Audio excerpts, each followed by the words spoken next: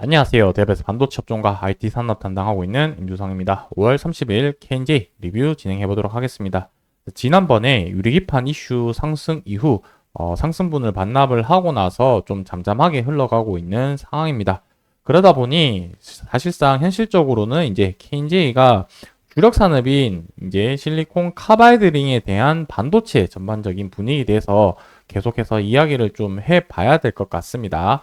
지난번에는 실적과 관련된 내용들을 잠깐 언급드렸었고, 오늘은 이제 전방 산업에 대한 분위기, 그리고 주가에 영향을 미칠 만한 이슈사항은 어떤 것들이 있는지, 그리고 마지막으로는 차트 가격을 보면서 이제 상승하기 위한 시나리오로 가려면 어떤 지지 구간을 좀 거치면서 가야 되는지 한번 말씀드려 보도록 하겠습니다.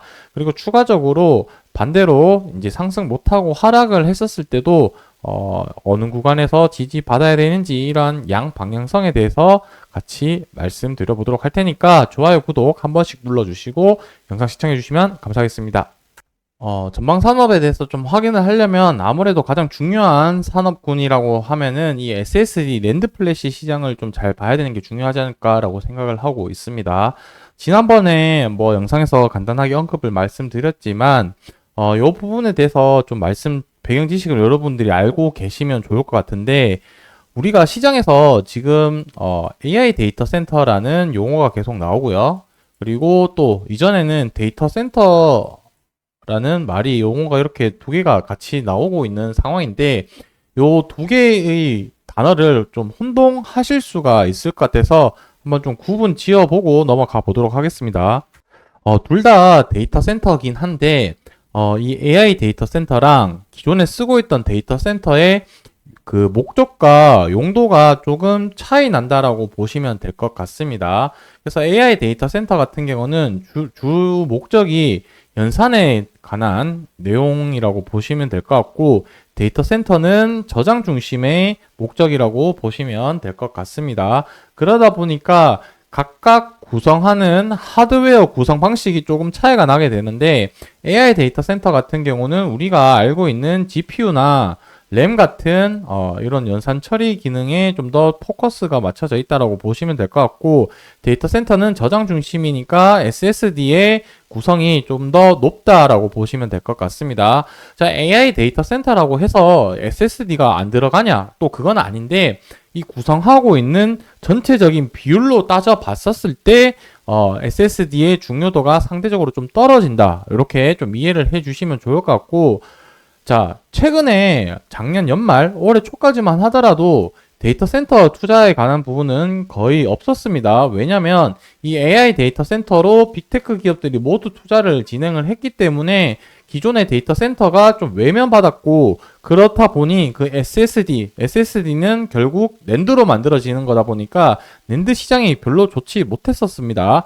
근데 지금 시장 분위기가 바뀌었는 게 무엇이냐면, AI 데이터 센터를 많이 짓고 투자를 해서 이 가동을 시켜 보니까 이 AI들이 연산, 추론, 학습을 하면서 많은 데이터들을 이제 생기게 되는데, 이 데이터들을 결국에는 또 저장을 해야 되다 보니까 기존의 데이터 센터들에 관한 이 SSD의 수요가 다시 한번 폭발적으로 수요가 증가를 했기 때문에 지금 시장 분위기가 좋아지고 있다라고 이해를 하시면 되겠습니다. 그러다 보니까 이 AI 서버용으로 해서 SSD 주문이 급증하고 있다라고 내용이 나와 있고, 1분기 낸드 시장이 가격 또한 오르게 되면서 그 수요를 촉진시키게 되었죠. 그러다 보니까 시장이 지금 거의 30% 가까운 성장성을 보이고 있고, 2분기도 충분히 성장해 보인다, 이렇게 나타내고 있습니다.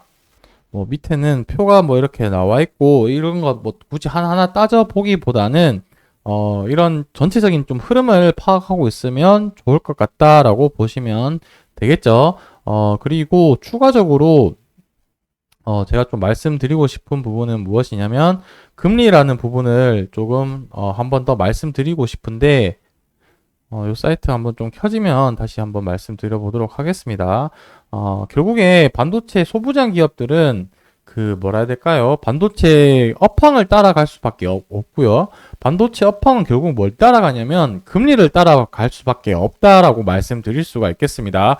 그렇다는 거는 금리의 영향에 따라서 우리가 보고 있는 KNJ의 이런 실적이나 업황 분위기도 영향을 미칠 수 있다 이렇게 이해를 하셔야 되겠죠. 그렇다 보니 금리를 봐야 되는 거고 금리가 주가에 어떻게 영향을 미칠까 이 부분이 가장 좀 중요한 요소라고 생각이 드는데 여기서 이제 금리 인하 시점이 언젠지 그리고 그게 어떻게 내가 가지고 있는 주식에 영향을 미칠지 이 부분을 좀 파악하는 것이 중요한데 현재로서는 지금 11월 달에 금리 인하가 확률이 가장 높아 보이는 듯 하나 제 생각은 이 9월 달에 금리 인하가 할 확률이 가장 높다라고 생각을 하고 있습니다. 그 이유는 아무래도 11월 달에 미국 대선이 있죠. 대선이 있다 보니 바이든 정부 입장에서는 대선 전에 조금이라도 자기가 활용할 수 있는 카드를 다 사용을 하려고 할 테니 대선 전에 9월에 금리 인하할 확률이 가장 높지 않을까 이렇게 생각을 하고 있습니다. 자, 그렇다면 9월에 금리 인하를 하게 되면 그보다 2달 빠른 시점인 7월 조금 더 빠르면 6월부터 해서 다음 달부터 해서 이 주가 움직임이 실질적으로 금리 인하 기대감으로 영향을 받는지 안 받는지 우리가 계속해서 모니터링을 하면서 좀 봐볼 필요가 있다 이렇게 좀 정리를 하고 넘어가 보도록 하겠습니다. 제가 말한 이제 유리기판 이슈 있었을 때는 요때 4월 8일날 요때인데 그 이후에 주가가 초록색 선인 241선을 계속해서 지지를 잘 받으면서 주가가 조금씩 우상향하고 있는 그런 모습을 보이고 있다 보면 되겠습니다.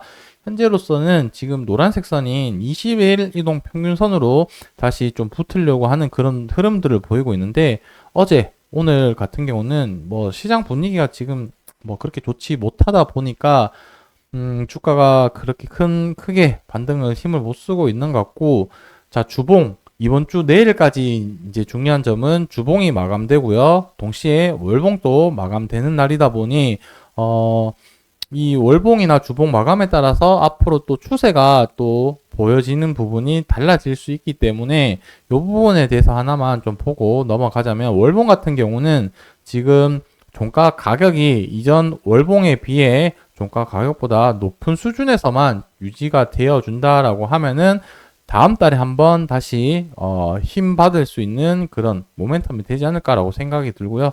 주봉도 초록색 굵은색 선인 주봉 11선을 계속해서 유지를 해주는 게 중요하다 이렇게 하고 일본 같은 경우는 지금 241선이 미세하게 조금씩 올라오고 있는 추세이기 때문에 만약에 21선을 지지를 못 해준다라고 하더라도 밑에서 241선까지 지지하는 여부를 좀 봐주시면 좋을 것 같습니다. 그래서 상승을 하게 되면은 아무래도 지금 단기간 박스권이 있는 부분에 상단 부분에 저항받을 구간이 크고요.